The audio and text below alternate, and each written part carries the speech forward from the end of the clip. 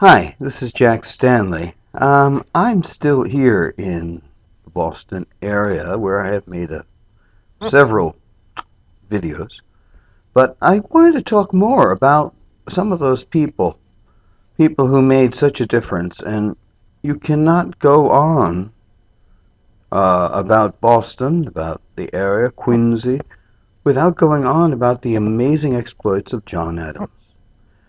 We forget the fact that John Adams, as Thomas Jefferson liked to refer to him, as the Atlas of American independence, because he was the man who pushed so hard for independence.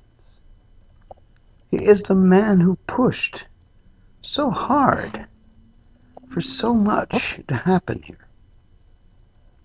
He wrote the Constitution, basically, for Massachusetts, working with several others, but he is the main author of it.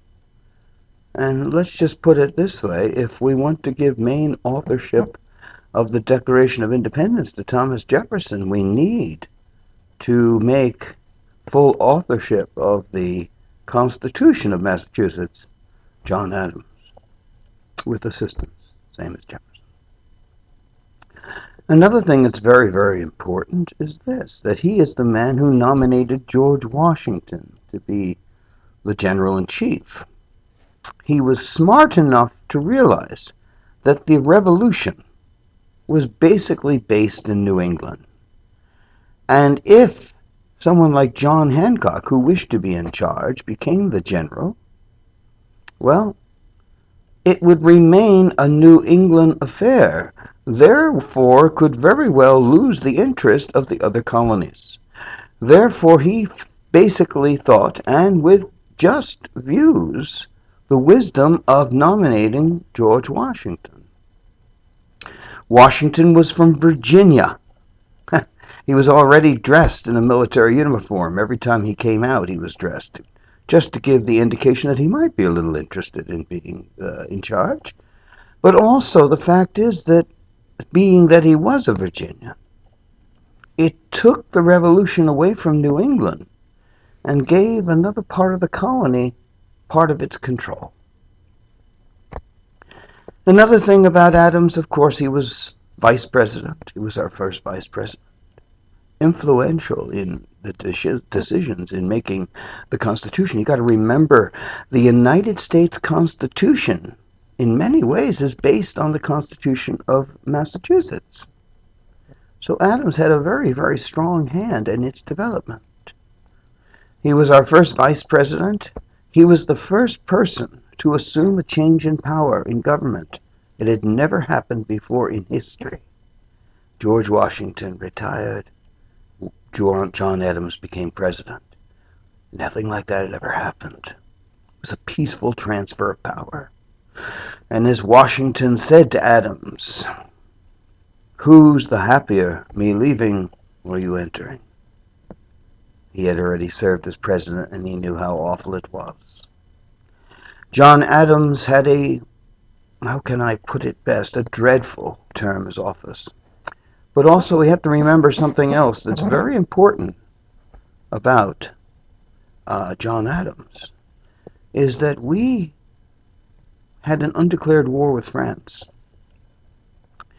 It led up to something called the XYZ affair, which John Adams refused to be party to. And he sent diplomats. He worked a diplomatic solution to ending the war. He also created the United States Navy at the same time. And ships that would come out would change the entire world.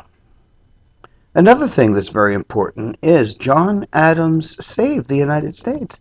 Alexander Hamilton, who could be crazier and nuttier than a loon at times, wanted to go to war with France. John Adams said, "You're nuts. How do we fight a war? We can't. You got to be smart about this." And he was smart about it. Destroyed his political career, but he saved the country. His son, John Quincy, where do we go? My God. A diplomat He was a diplomat at the age of 12. He was working with his father. He was sent to Russia and to France to decipher papers, to translate papers as a 12-year-old. Amazing. Of course, he was made a minister under George Washington. He was a senator, a congressman. Also, something else that's very interesting about Adams, of course, he wrote several books. He also taught. He taught at Harvard University for a few years. In fact, he put out a book of his lectures on rhetoric and oratory, which he taught. Now, of course, he took many different posts. He was, of course, you have to remember that John Quincy Adams basically he solved the situation with the War of 1812, the Treaty of Ghent. He was one of the main negotiators. Also, he wrote the Monroe Doctrine.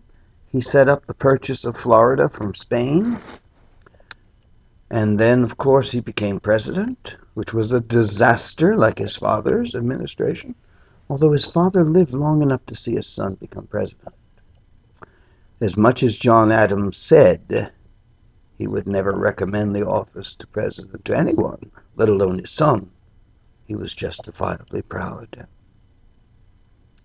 And I'm sure he wished that his wife Abigail had seen it. Another thing about John Quincy, after his presidency, he became a congressman. He defended the Amistad slaves.